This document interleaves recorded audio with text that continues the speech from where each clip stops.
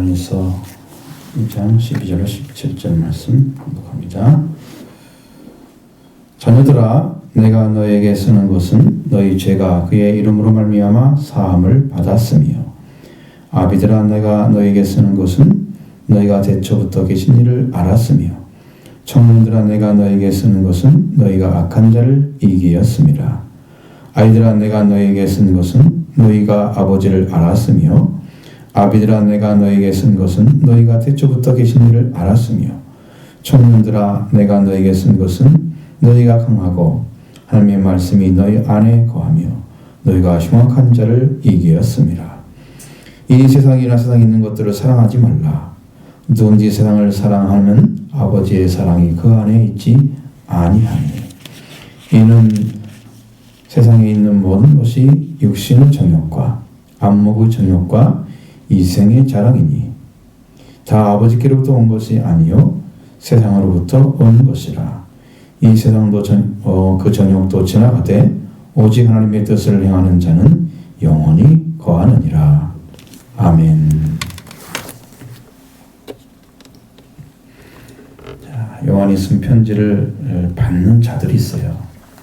받아야 할 대상들이 있습니다. 편지는 지금 믿음을 갖고 하나님께서 부르신 그 부름 안에, 하나님의 관계 안에 들어온 자들에게 쓰고 있는 거예요. 이게 누구나 다 들려주는 말씀이 아니고 하나님 안에 들어온 자들에게 쓰고 있는 거예요. 그래서 성경이 말씀이 참 어려울 수밖에 없는 이유가 대상이 있기 때문입니다. 그들을 향해서 쓰고 있는 것이죠.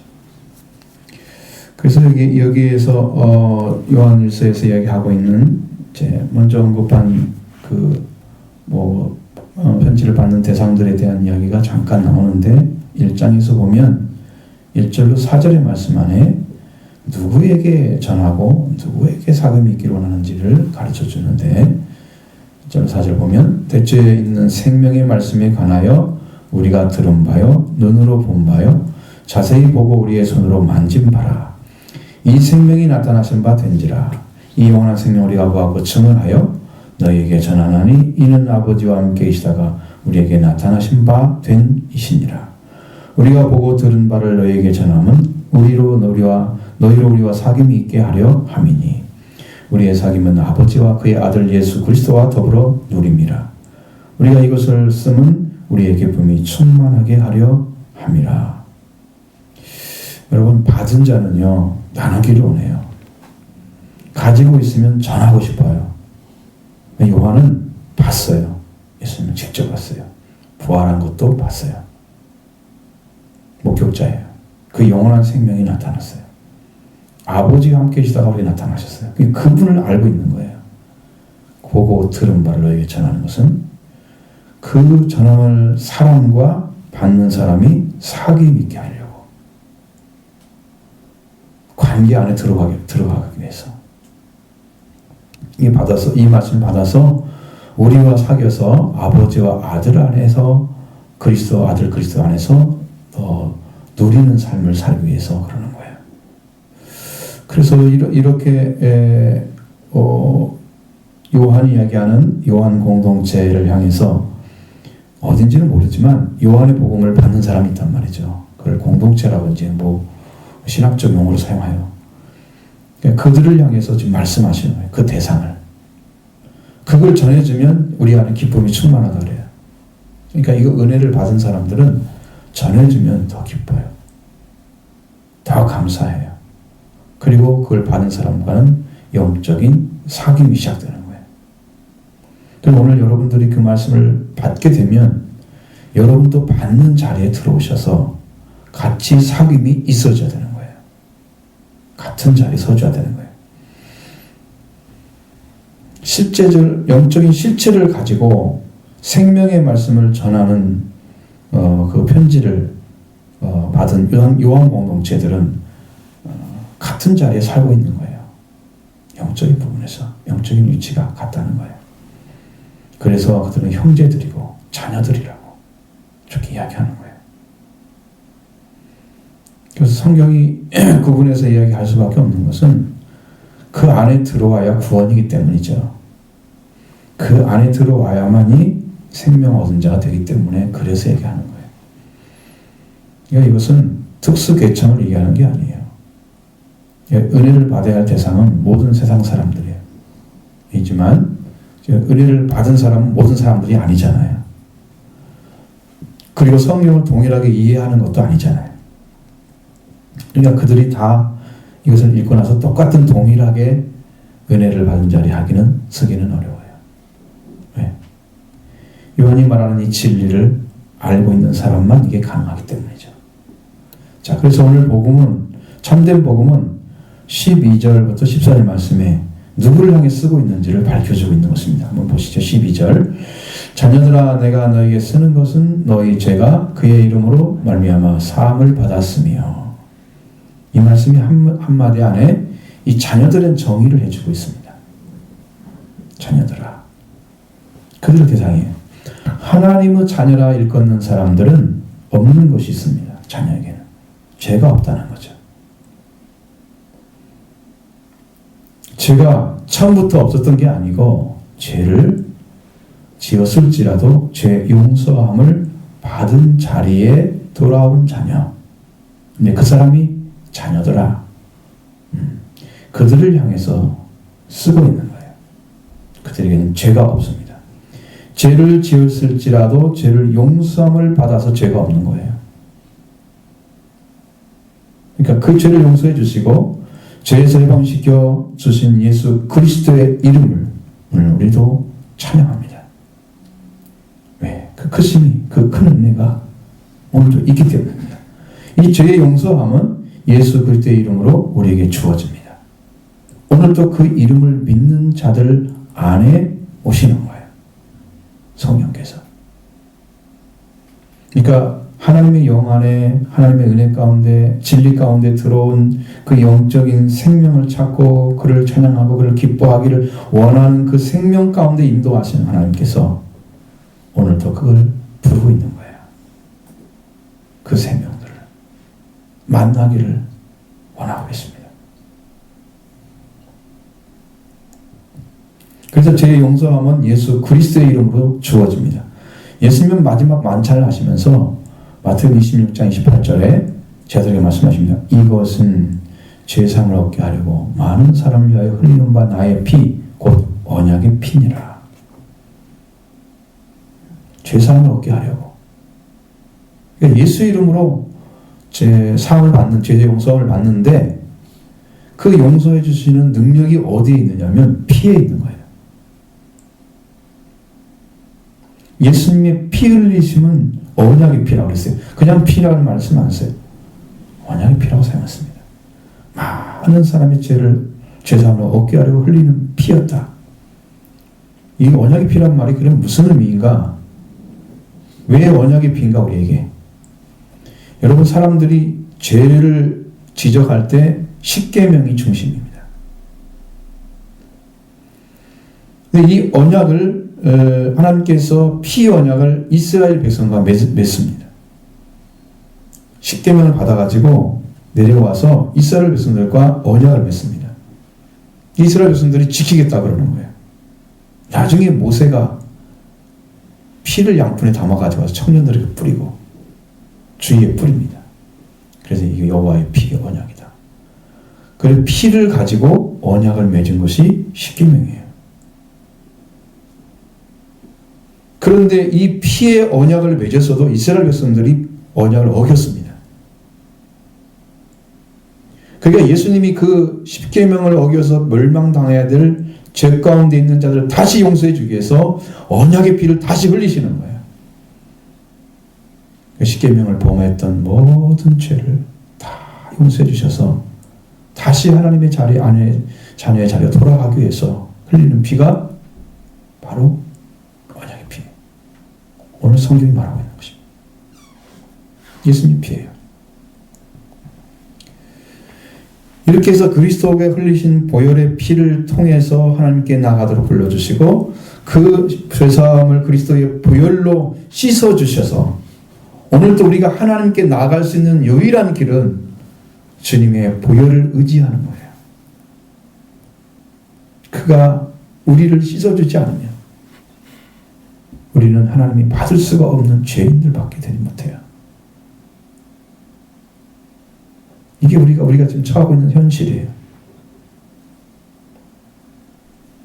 그래서 오늘 또 그의 이름으로 죄사함을 얻게 하시는데 그 죄사함을 받아서 죄가 없는 자가 바로 자녀에 들어간 자들이에요. 그래서 자녀들은 그의 이름으로 죄를 용서받았다, 사함받았다 말씀하시는 것입니다. 오늘 우리의 죄사함을 받기를 원하시면 여러분들도 예수님의 이름으로 인해서 주시는 죄사함을 받으시길 바랍니다. 원합니다. 하나님께서 그걸. 네, 자녀가 아닌 자에게 자녀라고 부르시는 것은 자녀의 자리에 살라고 부르시는 거예요. 근데 자녀의 자리에 있는 줄로 착각을 해요. 이게 자녀 자리에 돌아왔는지를 자기가 파악하지 않고 성경이 이렇게 막 네가 했으니까 이렇게 됐다 인정해 주는 게 지금 그 위치인 줄 알아. 그럼 여러분 안에 죄사함에 분명한 증거가 있어야 됩니다. 주님께서 죄사함을 주시면 죄사함의 은혜를 내려주시는 확신이 있어요. 증거가 있습니다. 주님이 확인을 해주셨든지 여러분이 음성으로 뭔가 들려왔든지 죄사하면서 내가 하나님을 아버지라 부를 수 있는 정말 여러분 아버지라 부르는 자리에 돌아온 경험이 가지고 있는지 뭔가는 있어야 돼요. 그러면 자녀 자리에 찾아서 죄사함을 줬어요. 그러면 우리는 뭐가 되냐면 하나님 자녀가 돼서 하나님을 아버지라 부를 수 있는 마음이 생겨요. 중심이 생겨요. 아 그렇구나. 그래서 알아요 그걸. 내 마음에서 하나님을 아버지라 불러도 넉넉히 하나님을 나의 아버지라 불러도 아버지가 나를 받아주실 것을 믿어져요. 그게 믿어지는 거예요. 하나님 내 아버지가 됐다는 거예요. 예수님을 통해서. 지금 그걸 얘기하고 있는 거예요. 그들을 향해서 지금 편지를 쓰고 있는 것입니다. 여러분 편지를 받으셔야 되죠. 이 셋 중에 하나는 받으셔야 되는데 이 셋 중에 편지 셋 중에 하나의 편지는 여러분 받으셔야 돼요. 응? 이 편지를 쓴 이유를 이제 조금씩 이해가 되시죠? 예수님의 이름으로 오늘도 죄사함을 주십니다. 그러면 주님 예수님 이름으로 믿어지면 여러분 예수 그리스도의 보혈이 여러분을 씻어주시면서 여러분의 증거를 줄 것입니다. 네 죄를 사했노라. 죄 용서를 받는 자를 자녀라고 부르는 것이에요. 죄가 없어 그런 게 아니에요. 사람은 누구나 죄를 지었습니다. 죄를 해방되게 하셔서 함께 살아가기를 원하시는 하나님, 그가 주신 독생자의 생명을 대신 주셔서 죄인들을 살리기 위해서 지금도 사랑으로 일하고 계시기 때문에 그 사랑을 의지하고 독생자의 이름을 믿게 되면 여러분 안에 모든 죄가 사해질 줄로 믿습니다. 우리는 죄를 사할 수 있는 능력이 없어요. 사랑. 그래 내가 용서해 줄게. 그렇게 마음으로 할 수 있죠. 그러나 죄가 없어지진 않아. 그래 하나님이 죄를 사해 주면 붉은 죄랄지라도 흰 눈처럼 사라져버리는 거예요. 실제로 사라지는 거예요. 우리는 죄를 용서해 주면 그걸 받아주는 것밖에 못해. 독생자의 이름을 믿어졌기 때문에 하나님께서 예수를 받아들인 자들을 용서해 주시는 거예요. 하나님의 사랑으로 보낸 자를 받아줬기 때문에 용서해 주는 거예요. 그래서 죄가 없는 것입니다. 여러분에 속한 죄를 예수님의 이름으로 인해서 용서받으시고 거룩한 자녀의 번제를 되찾으시는 축복을 받으시길 바랍니다. 그런데 아버지들과 청년들에 대해서 말씀하고 있습니다. 13절 말씀 같이 봅니다. 아비들아 내가 너에게 쓰는 것은 너희가 태초부터 계신 일을 알았으며 청년들아 내게 너를 쓰는 것은 너희가 악한 자를 이기었음이라. 아멘. 이 아비들아 이렇게 말한 것은 원래 파테르라는 단어는 아버지를 가리키는 거예요. 근데 우리말로는 하나님과 구별하기 위해서 하나님을 아버지로 부르잖아요. 그러기 위해서 아버지를 아비라고 부르는 거예요. 낮춤말로 쓰는 거예요. 그럼 이해가 되시죠? 뭐. 그럴 수밖에 없어요. 원어에는 아버지로 써있기 때문에. 아버지는요, 생명을 낳는 자입니다. 그러면 누구를 어떻게 낳는가? 그 생명을 낳는 사역을 한 분이 바로 바울입니다. 고린도서 4장 15절에 그리스도 안에서 일만 스승이 있으되 아비는 많지 아니하니. 여기서 아비는 역시 아버지입니다. 그리스도 예수 안에서 내가 복음으로서 내가 너희를 낳았음이라. 이렇게 말씀하고 있습니다. 이 그리스도 안에서 스승이 아주 많습니다. 야, 그리스도를 믿는다고 하면 나도 뭐 믿었네, 나도 알았네, 너도 알았네, 다 얘기를 해. 그게 정말로 아버지는 많지 않다는 거예요. 생명을 낳아주는 분. 맞습니다. 많지 않아요. 그래서 바울은 뭐라고 합니까? 바울은 그리스도 안에서 내가 복음으로써 너희를 낳았다고 얘기합니다. 아버지 사역입니다. 바울의 사역이. 바울 사역 중에 유모 사역이 있고요. 아버지 사역이 있어요. 분명히 나타나요, 성경에. 유모 사역은 낳은 자들을 키우기 위해서 말씀을 주는 방법을 얘기하는 거예요. 아버지 사역은 실제로 그리스도를 전해서 생명이 태어나게 하는 예수를 전하는 사역. 오늘 이 사역을 바울이 했다는 거예요. 그럼 오늘 여러분도 예수 그리스도를 증거받고 여러분이 그 예수 그리스도의 은혜를 통해서 하나님의 자녀로 태어나는 것. 오늘 이게 아버지 사역인 거예요. 여러분 태어나셔야 됩니다. 예, 하나님 살아 계시잖아요. 성령이 와 계시잖아요. 지금 자리에. 말씀이 있잖아요. 이것은 여러분이 믿든지 안 믿든지 하고 계십니다. 여러분은 느껴진다 안 느껴진다 하나님 하고 계십니다. 우리 사고 속에 우리를 중심으로 사고하는 그런 것들이 발전해가지고 우리 스스로에 느껴지지 않으면 안 믿어지잖아요. 그러니까 이게 같이 갈 수가 없는 거예요. 근데 우리가 하나님께서 하시는 일을 보면 앞서가는 사람이 있으면 뒤따르는 사람이 있어요. 항상. 앞서가는 사람이 가면서 정말 믿음의 삶을 살아가주면 뒤따르는 사람들은 그 사람이 맞아. 그래도 같이 가는 거예요. 양무리도 데려갈 때 앞만 데려가잖아요. 앞에. 그럼 뒤에서 양들이 그 뒤를 보고 또 따라오잖아요. 또 따라오고 몇만 마리 따라올 수 있는 거예요. 목자가 똑바로 가주면 초장으로 가면 가서 다 꼬장으로 다 들어가는 거예요.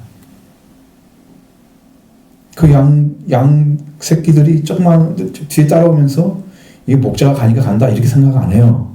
누가 가니까 간다? 양에 같이 있었던 양들이 따라가니까 같이 가는 거예요. 맨 앞에는 안 그러겠지만 맨 앞에 있는 양이 목자인 줄 알고 따라가잖아요. 목소리도 다 알아듣고 그러니까. 그러니까 몇만 명도 교회가 되는 거죠. 하나가 될 수 있는 거예요. 성령께서 그렇게 일을 하시고 계신 거. 복음을 낳는 자가 아버지라. 그래서 아비라고 기록되어 있습니다. 이 아버지가 가지고 있는 영적 관계는 태초부터 계신 이를 알고 있는 사람이에요. 그러면 여러분 성경에서 태초에 뭐가 계신다고요? 말씀이 계셨다. 그 말씀은 성령을 가리키는 거예요. 창조하기 이전부터 계신 하나님, 태초 이전부터 계셨던 상부에 계셨던 예수 그리스도, 성령, 아버지 하나님, 그러니까 성부, 성자, 성령 하나님이 태초부터 계신 분이에요. 태초에 계시는지 알았어요. 근데 여러분들 예수님은 태초부터 계신 분이라고 안 믿잖아요. 여기서 말하는 태초부터 계신 일을 알았다는 것은 예수 그리스도를 말하는 거예요. 그분이 하나님이라는 것을 안 사람입니다. 이게 태초부터 계신 일을 안 사람이 그 사람이에요. 예수님이 하나님이라는 말을 잘 안 씁니다. 뭐라고 써요? 하나님의 아들이라고 씁니다. 전부. 거의 100% 가깝게. 예수님이 하나님이라고 믿는 사람. 믿기는 하지만 고백하는 것은 거의 없잖아요. 근데 여기는 예수님이 하나님까지 안 사람이에요. 그래서 아버지인 거예요. 그래서 아버지. 예수 그리스도가 바울이 역시 예수 그리스도 안에서 복음으로서 너희를 낳는 그런 사역을 했다. 바울의 사역이 바로 아버지 사역이다. 자녀 태어나게 하는. 근데 아비들이라고 쓰는 그 편지가 우리 그리스도인들에게 쓰는 편지입니다. 근데 태초부터 계신 이라는 말이 단수로 되어 있어요. 태초부터 계신 이들을 알았으며 그랬으면 뭘 알아요? 성부, 성자, 성령을 얘기하는데 태초부터 계신 이를 알았으면 단수예요. 한 분을 얘기하는 거예요. 바로 예수님이 하나님이라는 거예요. 이걸 하는 거예요. 그러면 청년들은 어떤 사람인가? 청년들은 악한 자를 이긴 신앙을 가진 사람들이에요. 그들을 향해서 쓰는 거예요. 청년들은 힘의 상징입니다. 악한 자는 톰 포네론이라는 남성입니다. 이 단어는 사탄을 가리키는 용어인데 인격화해서 악한 자라고 바꾸는 거예요. 강한 능력으로 성장해서 힘을 가진 자, 청년들입니다. 악한 자, 사탄을 이기는 자가 청년입니다. 예수 그리스도가 청년의 능력을 가지고 사탄을 이기고 그다음에 사역을 시작한 거예요. 예수님 다 가지고 있습니다. 아버지 사역도 있고요. 예수님 안에. 아이들의 신앙도 있고요. 다 있어요. 예수님 안에는. 왜? 그분이 원래 그분이니까 다 가지고 계신 거지. 우리는 뭐 피조물이고. 이 청년들의 받는 편지 대상입니다. 청년들은 악한 자를 이겼다. 이겼다는 것은 네니케 카테라는 단어를 사용하는데 이것은 현재 완료형입니다. 시상입니다. 과거에 이미 성취한 것을 성취한 승리를 통해서 계속적으로 승리하고 있음을 가리키는 말이에요. 그러면 과거에 누가 이겼습니까? 악한 자를. 바로 그게 답이에요. 악한 자를 이긴 사탄을 이긴 자는 바로 예수 그리스도죠. 히브리서 2장 14절에 자녀들은 혈육에 속해 있음에 그도 또한 같은 모양으로 혈과 육을 함께 지니시는 죽음을 통해서 죽음의 세력을 잡은 자 마귀를 멸하시며 이렇게 기록되어 있습니다.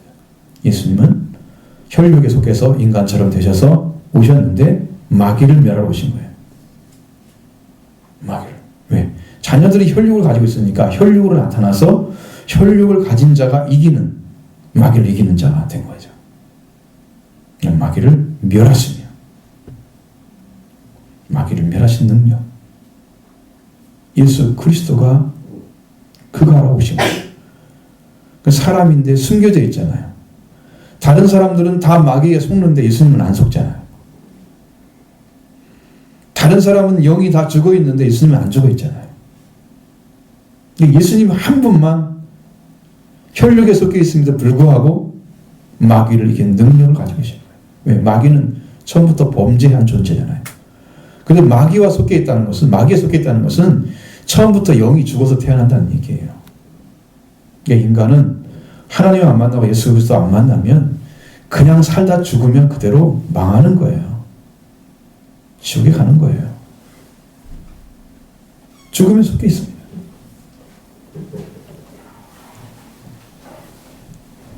그래서 죽음의 세력을 갖고 있는 마귀의 세력을 멸하시고 그를 믿는 자들로 하나님께 속한 자녀로 영원한 생명을 얻게 하시는 그 사역을 예수님이 완성하신 것입니다.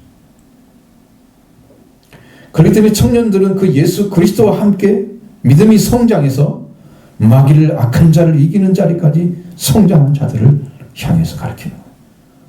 그 사역이 강력한 능력을 사용하는 사역입니다. 그들에게 편지하고 있는 거예요. 여러분, 셋 중에 하나는 들어가 있어야 요한일서를 받는 거예요.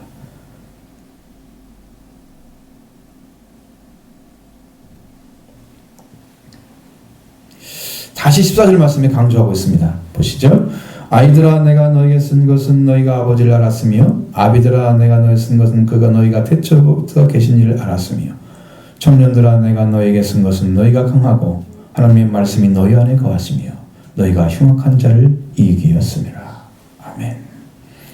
여기 참 재미있는 것은 단어가 달라요. 자, 12절에는 어린 아이를 가리킵니다. 자녀들이라, 자녀들아. 14절에 어린 아이들아 이렇게 말하면 어린 아이보다 더 어린 아이, young child, 아주 어린 아이. 그냥 아이들아 그러면 child 쓰는데 더 어린 아이들. 12절에 자녀들아 하면 테크니아입니다. 14절에 아이들아 해서는 파이디아입니다. 12절의 테크니아는 부모와 유아에서 관계성을 나타내는 단어인데 아이가 약해서 부모에게 의존하는 것을 더 강조하는 말이에요. 파이디아는 아이가 미성숙함에 초점이 맞춰져 있는 말입니다. 아직 자라야 된다 그 말이에요. 그래서 부모의 교육과 지도가 꼭 필요한 그 자녀들을 향해서 아이들이라고 사용하고 있는 거예요. 아이들은 누구를 알았어야 돼요? 아버지를 알아야 됩니다. 나를 낳아주신 분이 누군가를 알아야 돼요. 아이들은. 그래서 이상하게 육적인 아이들도 누가 자기를 낳아주는가를 알아야 돼요. 그러면 뿌리가 없이 자라요. 없으면 그게 힘들어요. 나는 내가 누구의 아들이지, 누가 누구 딸이지, 이거 없으면 힘들어요. 사실적으로 힘들어요. 여기 와 있어도 힘들어요. 하나님께도 마찬가지예요. 아버지는 복음으로 생명을 낳는 자입니다. 이렇게 태어난 아이들은 아버지가 누군지를 압니다. 아버지로부터 태어난 자녀는 아버지가 누군지를 알죠. 우리들은 우리의 아버지는 하나님이시고 우리들은 그리스도 예수님으로 복음으로 태어났습니다. 그래서 우리가 태초에 계신 이를 알게 된 거죠. 성장해서 아버지가 누군지를 알게 된 것이죠. 예수님께서 하나님의 아들이심을 아는 것입니다. 아이들로 태어난 자녀는 부모에게도 배우고 자라서 자기가 서 있는 자녀의 자리를 찾았기 때문에 이 아이들은 자녀로 아버지로부터 태어났고 이 아버지로 태어났음으로써 자라서 아버지를 닮은 자녀가 되기 위해서 그들은 편지를 받는 대상이 되었습니다. 어린 아이들은요 성장을 위해서 존재하고 있는 거예요. 아이들이 늘 같은 자리에 있다면 그냥 아버지가 누군지 알았다 이가 그건 안 돼요. 성장하자는 안 돼요. 청년 사역과 아버지 사역이 동시에 일어나야 돼요. 그러니까 여러분들도 믿음을 갖고 이 자리까지 돌아와서 성장하고 승리해야 돼요. 이유가 바로 이런 거죠. 아비들은 태초에 계신 이를 알았다 하고 말씀하셨습니다. 태초에 계신 이 예수 그리스도 그가 하나님이신 것을 아는 자가 아버지. 그리스도 안에서 일만성이 있지만 아버지는 많지 않다. 아버지를 그리스도를 통해서 다시 태어나게 하시는 그 아버지의 사역, 그 일을 행하시는 분이 태초에 계신 이 예수 그리스도가 누군지 아는 사람, 그분이 하나님을 아는 사람, 이 강력한 능력을 가지게 되는 거예요.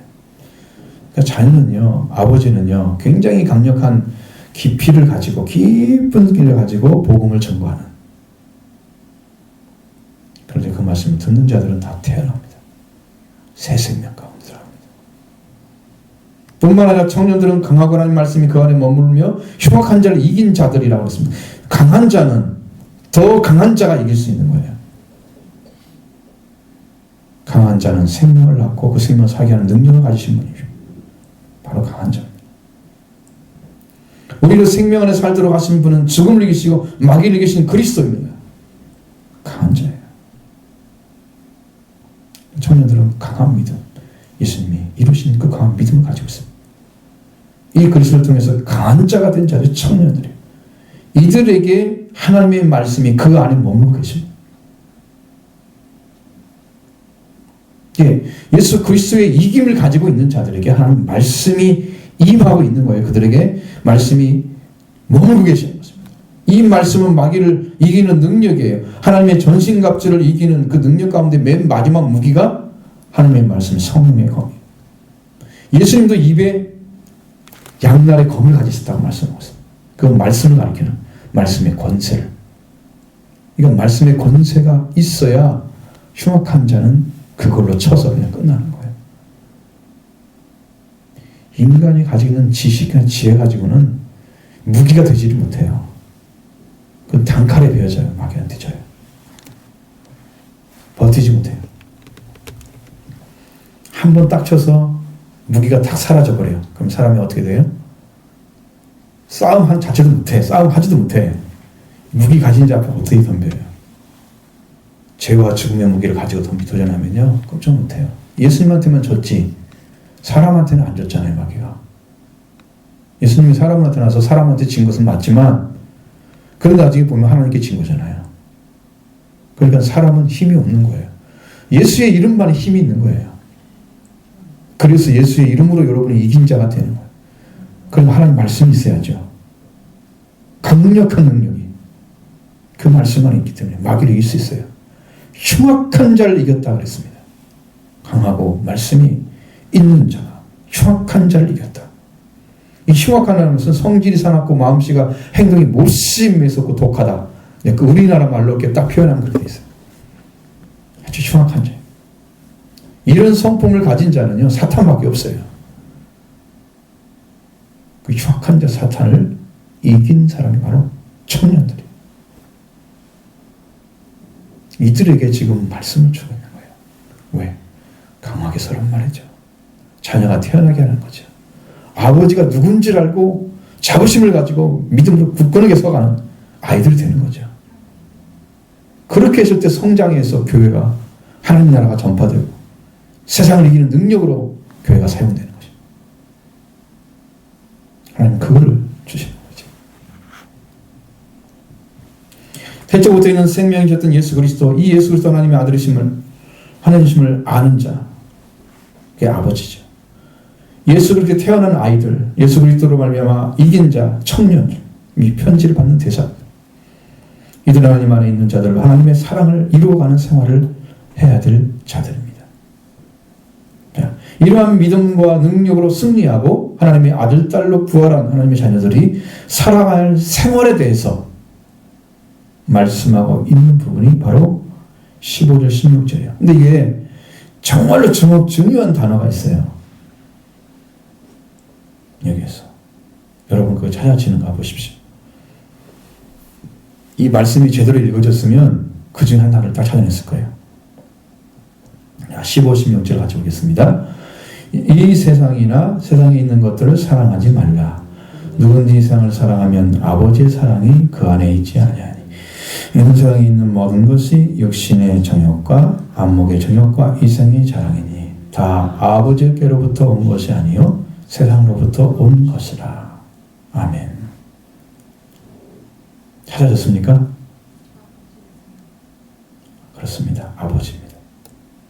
그 아버지가 여러분이 아버지이기 때문에 자식이잖아요. 우리가 태어난 자가 아니면 이 말을 가져갈 수가 없어요. 아버지가 하나님이라고 안 써. 여기는 하나님이라고 쓰지 않는다니까. 아버지라고 쓴다니까. 이 세상이나 세상에 있는 것들을 사랑하지 말라. 그러면 이제 우리들은 뭐라고 해요? 우리는 아니 세상에 살고 있는데 어떻게 세상을 안 사랑해? 세상에 있는 것들이 다 우리가 쓸 것인데 어떻게 안 사랑해? 지금 필요한 것이고 지금 없으면 살아갈 수 없는 세상인데 어떻게 사랑하지 않을 수가 있냐고 이렇게 묻겠죠. 그 사람은 세상에 섞이기 때문에 그것을 벗어날 수가 없습니다. 세상에 사는 것들을 사랑하지 않을 수 있는 유일한 방법은요,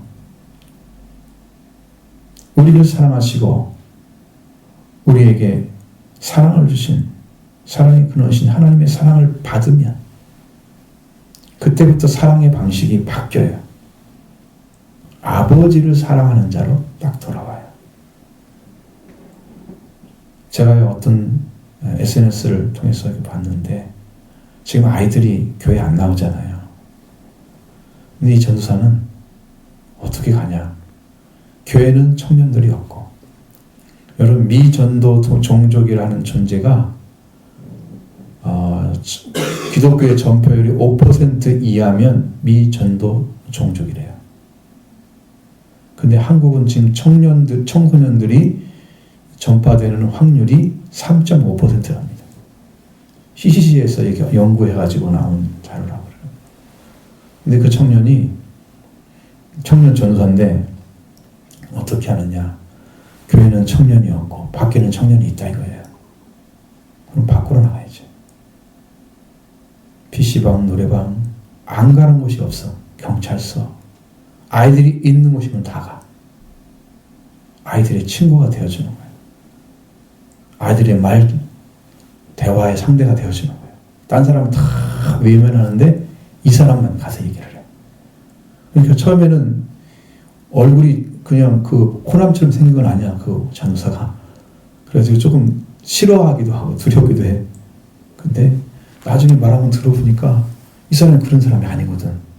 따뜻하거든. 먹을 거 사줘. 뭐 해줘. 이 청년이 가가지고 일주일에 몇 번씩 나가는 거예요. 몇 번 나가냐 나중에 보니까 200만 원을 쓰는 거예요. 돈을. 한 번 애들 간식 사는데 20만 원쯤 들어가요. 그럼 8번을 나간다는 거야, 한 달에. 그냥 다수가 붙는 거예요. 사람들은 그리고 그 얘기를 들으면서 뭐라고 얘기하냐면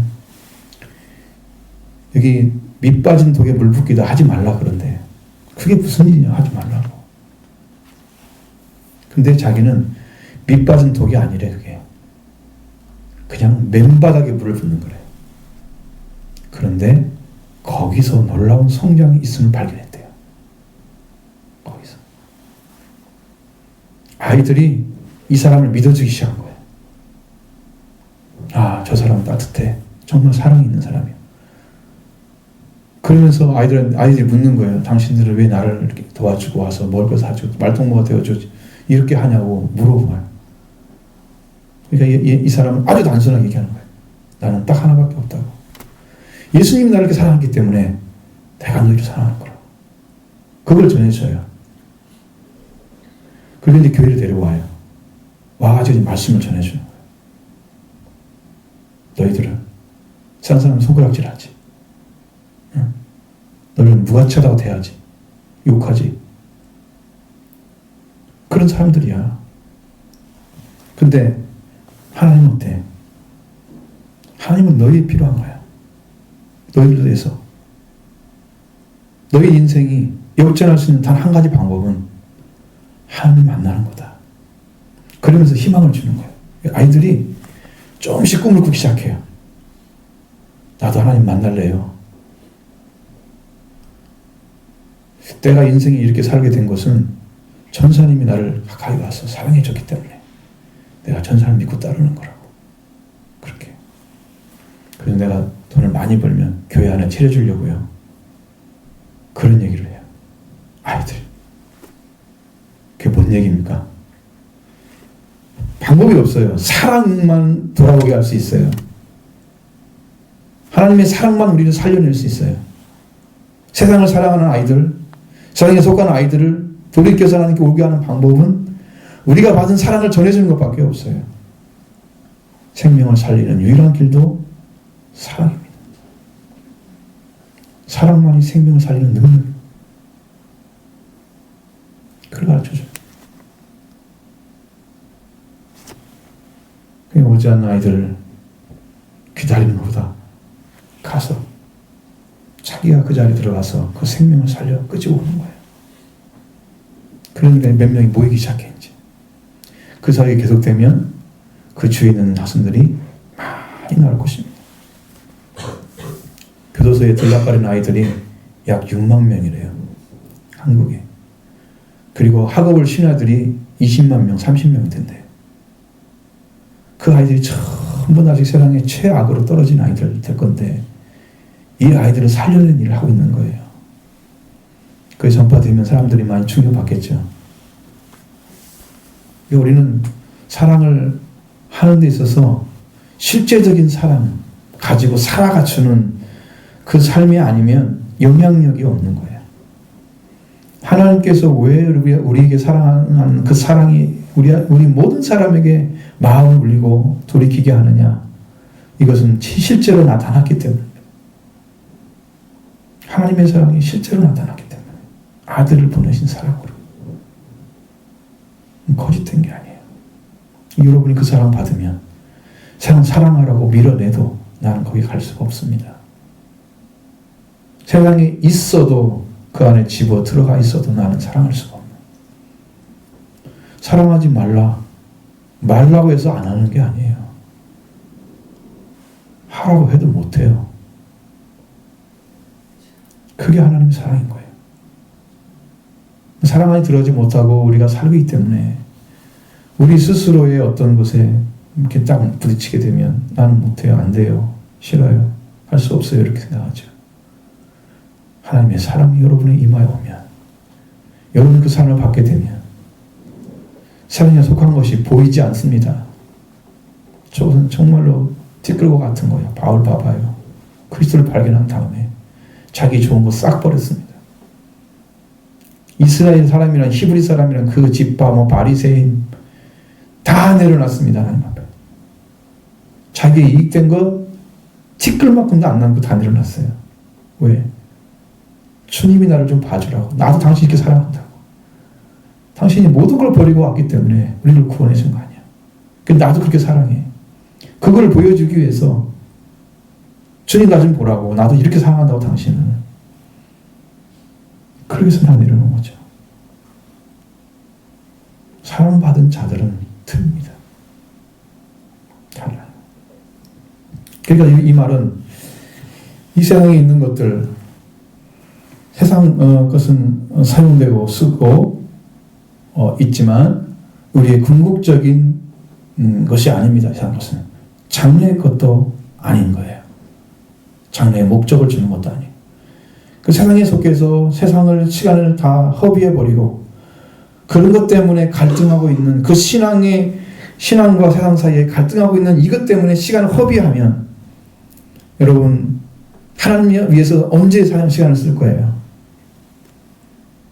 하나님께 무엇을 드릴 수가 있어요? 그 누구든지 세상을 사랑하면 아버지 사랑이 그 안에 있지 않다고 말씀하고 있습니다. 사랑의 능력을 가진 하나님의 사랑을 받은 자, 하나님을 사랑합니다. 그래 이 세상이나 세상에 있는 것들을 사랑하지 말라. 하나님의 자녀는, 하나님의 사랑을 받은 자녀는 하나님을 사랑합니다. 사랑이신 하나님, 사랑으로 생명을 살리신 하나님. 하나님의 사랑을 받으면 세상을 사랑하는 것이 아니고 우리가 할 일이 그것이 아니라는 걸 금방 알 수 있습니다. 그 사랑을 많이 받은 자들이 많이 사랑하고 적게 받은 자들은 적게 사랑합니다. 사랑을 많이 받으셔야 돼요. 하나님의 사랑을 받지 않고 세상 생활을 하는 분들은 하나님을 사랑하지 않고 세상에 있는 것들과 세상을 사랑합니다. 그래서 갈등인 거예요. 나는 사랑이 하나님 잘 모르겠고 잘 믿어지지 않고, 그런데 어떻게 하나님 사랑하라고 말씀은 있고 이게 안 되잖아요. 그러니까 그 해결점은 뭐예요? 하나님의 사랑이시다. 그래서 아들을 화목제물로 보내주셨다. 너는 그를 사랑하라고. 그를 받아들이면 너희 안에 사랑이 임하여 올 것이고 그 사랑이 완전해지면, 사랑이 완성해지면, 여러분 이 완전한 사랑이 열매예요. 정확절 열매. 이걸 하늘나라 들어가는 거예요. 이게 다 길이 열어져 있는데 우리가 그것을 믿고 가는 게 우리의 신앙이지. 예? 지금 안 된 것은 아무 문제가 안 돼요. 지금 안 됐으니까 사랑하려고 그래. 사랑 다 된 사람들이 뭐 사랑하라고 하면 뭐 그냥 하지. 말 안 들어도.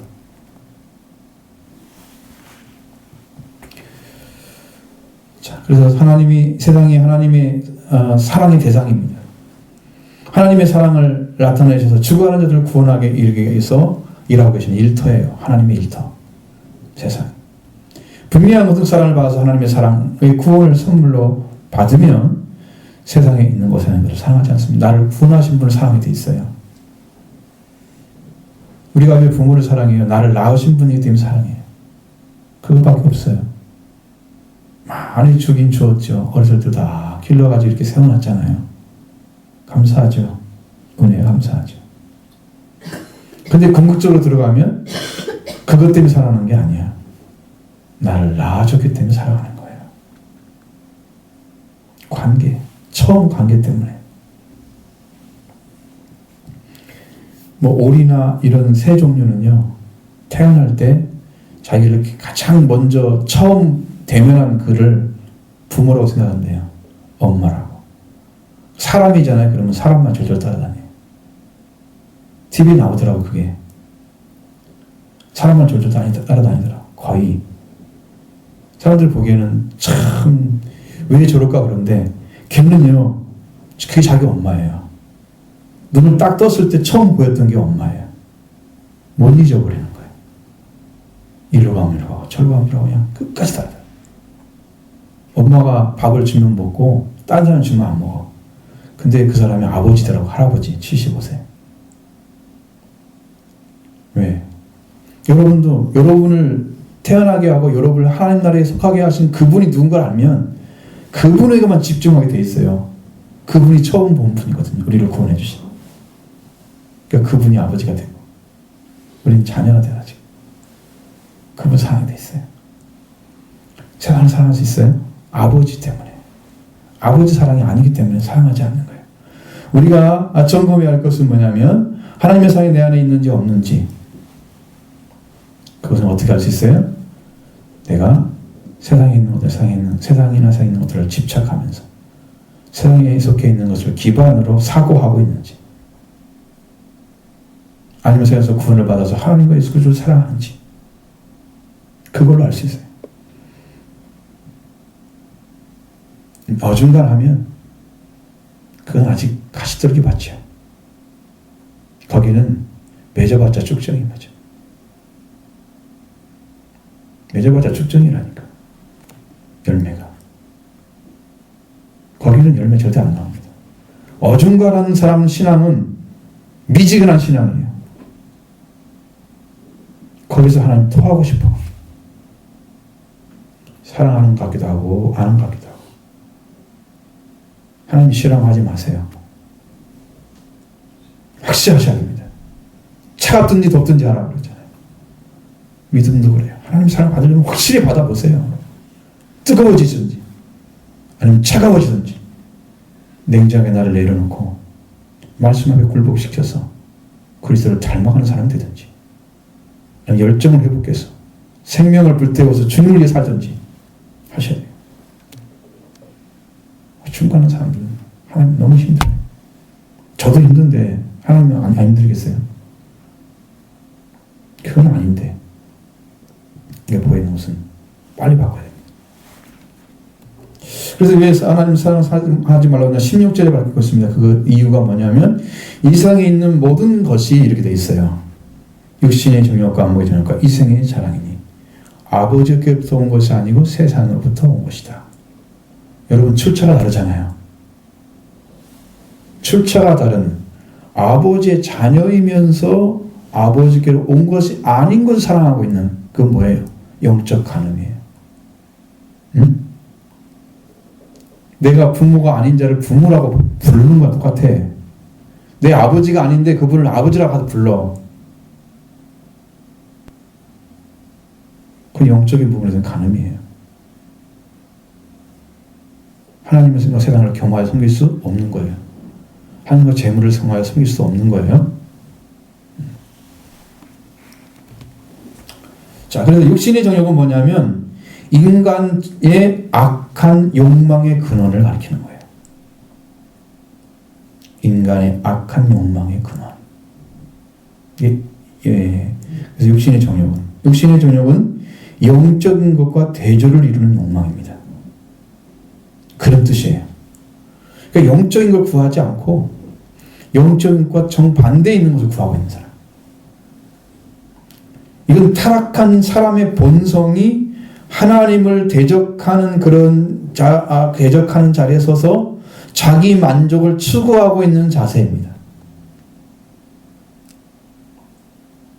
두려운 거예요. 이거 하나님의 자녀가 이러고 살면 자녀라고 할 수 있어요? 하나님 받아주긴 했지만 그가 자녀 자리에 안 돌아오면 자녀로 취급하지 않으면 나중에는. 지금은 여러분 돌아오기 위해서 말씀하고 계시는 거예요. 하나님께서. 너는 내 아들로 딸이니 빨리 돌아와라. 근데 세월이 가도 안 돌아오고 마음대로 살면 그때는 점점 이 생명과는 구원이 멀어지고 그다음에 점점 죽음 사망과 가까워지는 거예요. 돌아오라 할 때 속히 돌아오셔야 돼요. 그렇게 살고 있다면 빨리 그러셔야 돼요. 하나님을 위해 살아가는 것 대신에 자기 자신의 만족을 위해서 자기중심적 쾌락을 위해서 살아가는 사람들. 그런 속성이 안에 들어있어요. 악한 욕망. 하나님께 나가는데 반대하는 욕망입니다. 이것은. 그러니까 여러분은 하나님께 나가는 것보다 세상에 나가는 게 더 좋고, 하나님께 기도하는 것보다 세상에 드라마를 보는 게 더 좋고, 하나님께 나가는 것과 대비해서 여러분 다 보십시오. 그러면 다 거기에 걸려 있는 거예요. 그것이 악한 욕망이, 그것이 악한 욕망. 여기서 말하는 육신의 정욕이에요. 하나님께 대비해서 보셔서 여러분 마음이 어느 쪽을 선택하는가 보세요. 그게 악한 욕망에 지금 사로잡힌 거예요. 육신의 정욕. 그렇게 되면 하나님께 돌아올 수가 없게 되는 거죠. 여러분 야고보서 1장 15절에 뭐라고 되어 있습니까? 욕심이 잉태한 적 죄를 낳고 죄가 장상한 적 사망을 낳느니라. 근데 여기서 말씀하신 대로 욕심은 바로 에피디미아라고 하는 욕망과 같은 번호예요. 요즘 이제 육신의 정욕이란 말에 정욕의 말이 욕망이에요. 에피디미아. 똑같아요. 왜 한간들은 욕심이었어요? 하나는 정욕이라고 써 있어요. 그 말만 다른 거예요. 원래는 똑같아요. 욕망이에요. 욕망.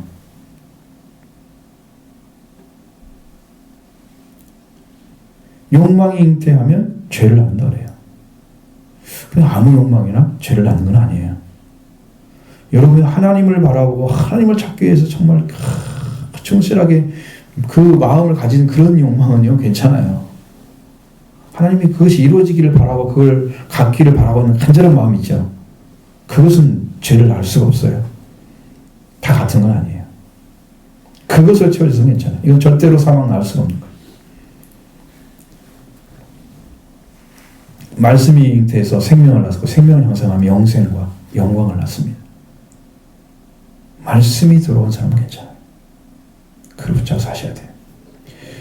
자, 이성에 있는 것은 또 안목의 정욕이다. 이건 잘 보세요. 잘 이해 못하니까. 외적인 것을 봄으로써 유혹을 일으키는 것 모두가 안목의 정욕입니다.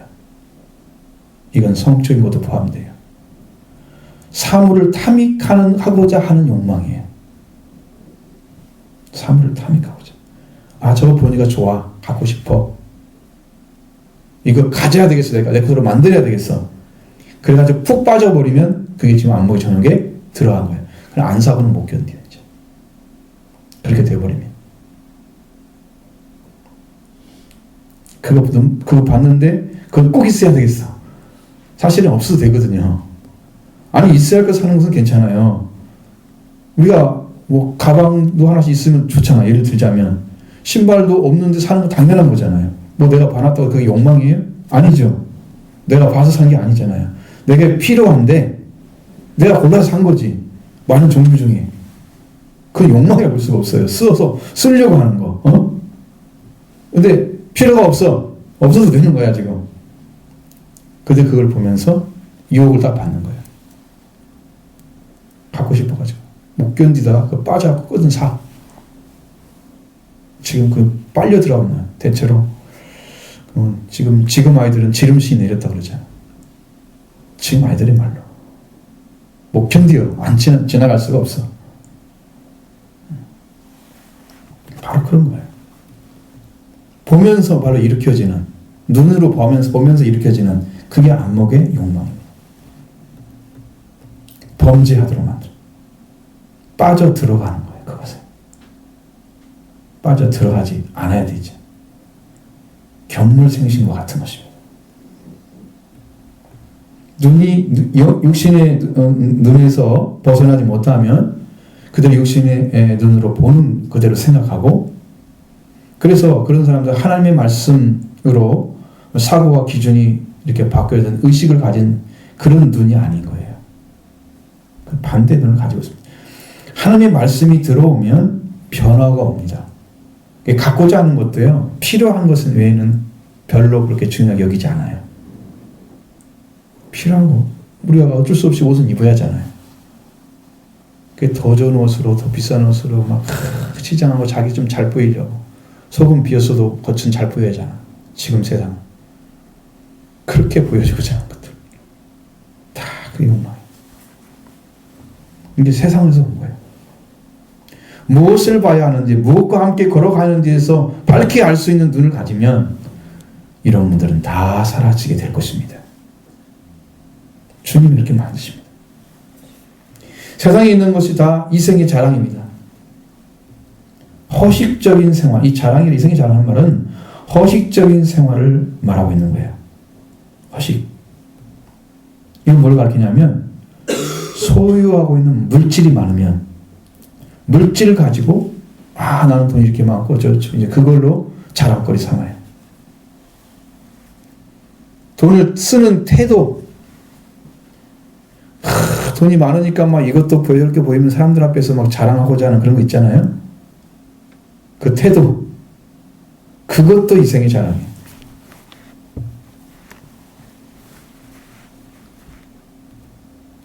무엇을 중심으로 살아가는지, 그 물질을 어떻게 대하는지, 그 의지하는, 물질로 인해서 어떤 의지를 가지고 행동하는 그것도 자랑이 돼요. 이런 것들이 다 이생의 자랑에 속합니다. 이렇게 세상의 것들로 만족하고 세상의 것들로 자기가 드러나고 세상의 것들을 좋아하고 그것에 빠져 살아가는 삶, 타락한 본성이 좋아하는 것들을 추구하는 그런 삶, 그 자체가 뭘 하고 있는 거예요? 육신의 정욕과 안목의 정욕과 이생의 자랑 안에 들어가 있는 거예요. 바로 그거예요. 성경은 그렇게 말씀하고 있습니다. 이런 걸 가지고 살아가는 사람은 절대로 구원에 이룰 수가 없습니다. 아버지의 사랑이 그 안에 있지 못하죠. 자녀의 마음이 없다는 거예요. 부모가 옆에 있는데요, 부모를 사랑하는 마음이 전혀 없는 사람은 그것은 그냥 이웃과 같은 거지. 그냥 좀 있으면 나눠 먹고 그 정도지. 사랑하는 마음이 없으면 부모 자녀 관계도 끊어진 거나 똑같잖아요. 자식의 마음이 없고 부모의 마음이 없으면 둘은 그냥 태어나 죽는 사람밖에 안 돼.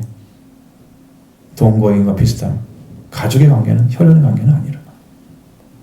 하나님이 우리를 낳게 해주셨는데 우리가 살아가는 방식은 하나님 아버지를 위해서 아버지가 주지 아니한 것을 중심으로 살아가려고 하는 그 의도가 바로 이 안에 들어있는 거예요.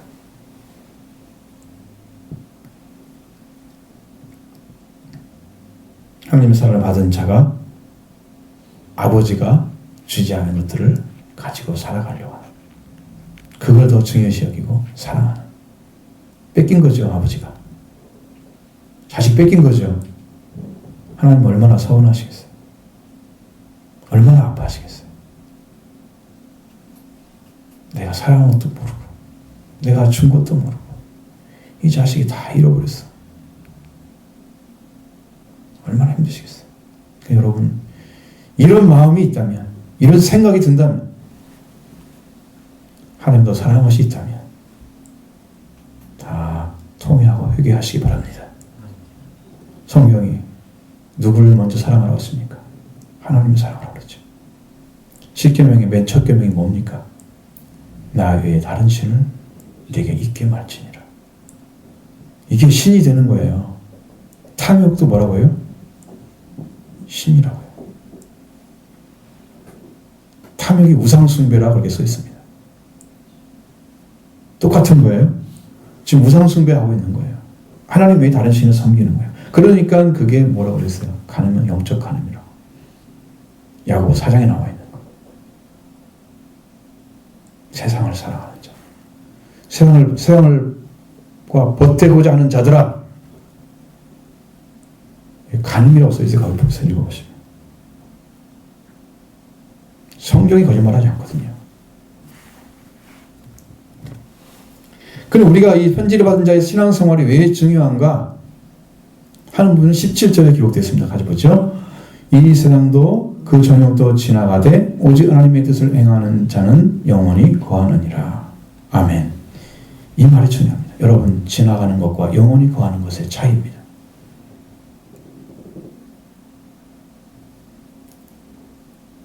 이걸 깨달으면 나는 어떤 인생을 살아야 되지? 남는 인생을 살고 싶잖아요. 뭔가 남아있어야지. 내가 살았는데 남는 인생 살아야 돼. 이 지나가다는 단어는 파라게타입니다. 수동태로 그냥 지나가다, 가버리다, 사라지다는 뜻입니다. 여러분, 시간이 지나가듯이 지나가면 남지 않죠. 시간은 존재하죠. 똑딱똑딱 지금 존재하죠. 근데 지금이 현재에 있을 뿐이야. 현재만 존재하는 거지 나머지는 미래와 과거에 달려있어요. 딱 지나는 것은 과거야. 지나가는 거예요. 지나가는 것은요, 없어요. 사라지는 거예요. 존재하고 있어야 있는 거예요. 영원히 있어야 돼요. 우리가 가져야 할 것은 영원히 있어야 되는 건데 지나가 버리는 것을 영원히 있는 것처럼 붙잡으려고 해요. 이거 세상에 집착하고 이런 사람들은 지금 세상에 있는 것들이 영원하기를 바라기 때문에 그 세상에서 영원히 살 것처럼 살아가는 거예요. 천년을 사는 것처럼 만년을 사는 것처럼 살아가요. 이 땅이 금방 지나가고 금방 죽는다는 걸 몰라요. 이 세상도 그 욕망도 이 세상에서 지나가 버리는 것들이에요. 이것을 잡는 것은 어리석은 것입니다.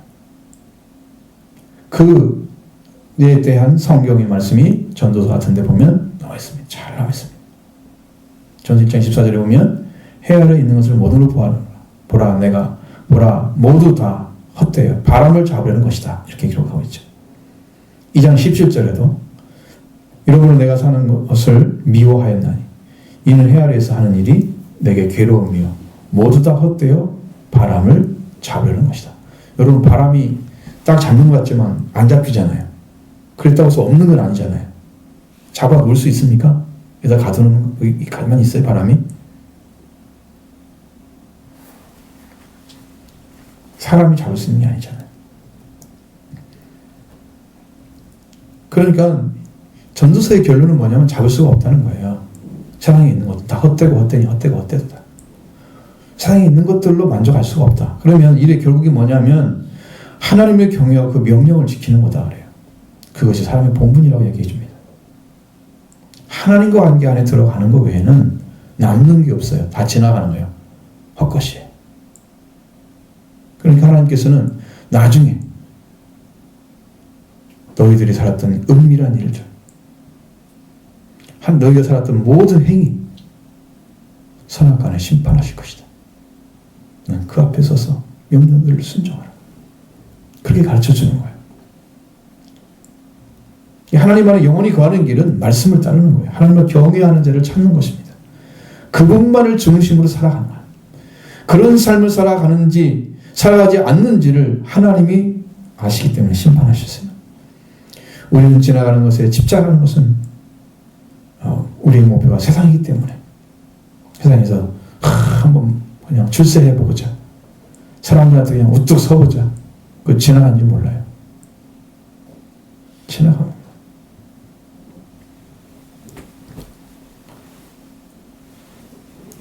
지나가는 것과 영원히 거하는 것은 그 본질이 다릅니다. 여러분, 시편 30편 9절로 11절에 보면 거기는 진실로 악을 행하는 자들은 끊어질 것이나 여호와를 소망하는 자는 땅을 차지하려다. 잠시 후에 악인이 없어져서 네가 그것을 자세히 살필지라도 없을 것이다. 그러나 원망한 자는 땅을 차지하며 풍부한 화평으로 즐거워할 것이다. 여러분, 사라지는 자와 땅을 차지하고 계속 살아가는 자는 어떤 차이가 있어요? 하나님 안에 있는가 아니면 하나님 밖에 있는가 차이예요.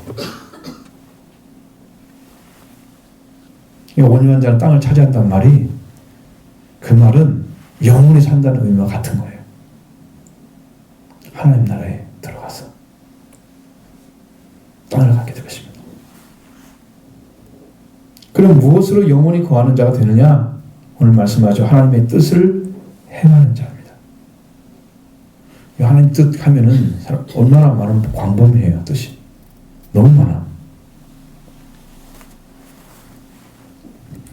근데 하나님이 이루고자 하는 것은 하나님이 이루어야 할 일이고 우리가 해야 될 일, 그것은 우리가 해야 될 일이 있어요. 하나님의 의지. 그 하나님께서 원하시는 것은 우리가 하나님 안에 들어와서 영원히 살고 있는 삶을 사는 거예요. 이 죽음이 없는 영생을 얻어 사는 거예요.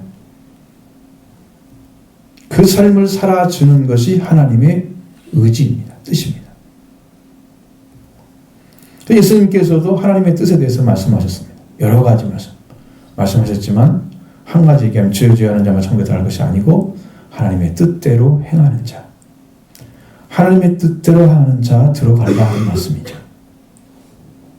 자, 하나님의 뜻은 뭡니까? 이 땅에서 해야 될 일은 여러분이 회개하고 성령 받아서 영원히 사는 자가 되어주는 거예요. 그게 하나님의 뜻이에요. 그래야 영원히 거하죠. 죽고 멸망하는 자가 하나님 뜻이겠어요? 죽지 않는 거죠. 성령으로 오신 주님을 영접해서 주님이 이뤄놓으신 구원을 누리는 삶, 주님께서 우리에게 찾아주신 왕같은 제사장, 만물의 주인 되는 거예요. 주님의 형제로 부활되는 신분을 다시 찾는 거예요. 우리 영원히 하나님과 즐길 수 있는 그것을 찾는 것을 하나님 원하시는 하나님의 뜻입니다. 그것이. 그래서 방법이 그거예요. 회개하고 성령 받아라. 회개하고 성령 받아라. 그러면 그것이 다 찾아져요. 이 은혜 안에 들어간 자는 하나님 안에 영원토록 머무는 삶을 살아갑니다. 이것을 찾기 위해서 회개하고 성령 받는 거죠. 하나님의 뜻을 행하는데 어떻게 행하느냐? 그 사람은 성령으로 행해요. 성령으로 행하는 사람입니다. 영원히 하나님 안에 머무는 자가 되는 유일한 길입니다. 회개하고 성령 받아서 하나님 안에 들어가셔야 돼요. 자, 분명하게 편지를 받은 자들은 자녀들입니다. 아비들, 청년들입니다.